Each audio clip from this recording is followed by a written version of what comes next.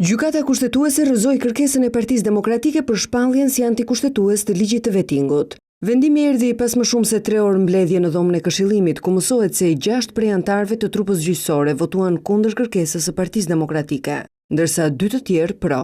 Ky vendim i kushtetueses vjen pas mbërritjes së opinionit të Komisionit të Venecias, të cilit kjo gjykatë ju drejtua për mendim. Rrëzimi i kërkesës së Partisë Demokratike bën të mundur zbatimin menjëherë të ligjit të vetingut që ishte pezulluar nga kushtetuesja. Demokratët e ankimuan ligjin me argumentin se ai shkelte kushtetutën, pasi binte ndesh me ndryshimet konsensuale të bëra në 22 korrik në ligjin themeltar të shtetit dhe tentonte të vinte në kontrollin e kryeministrit drejtësinë duke cënuar parimin e ndarjes së pushteteve, si dhe shkelte Konventën Europiane të drejtave të njerëzit. Gjykata kushtetuese u detyrua t'i drejtojë 2 herë Komisionit të Venecias, pasi opozita zbuloi se në variantin anglisht të marrë nga Euralius si ligji kishte gabime që sipas saj ishin bërë qëllimisht për të ndikuar në opinionin e Venecias.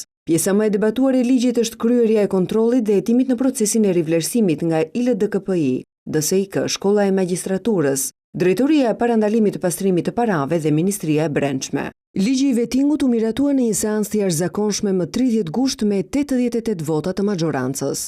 Krahas vetingut një ditë më parë, Partia Demokratike ankimoi si antikushtetues edhe ligjin për organet e qeverisjes së sistemit të drejtësisë, që parashikon ngritjen e Këshillit të Lartë të Prokurorisë dhe Këshillit të Lartë Gjyqësor.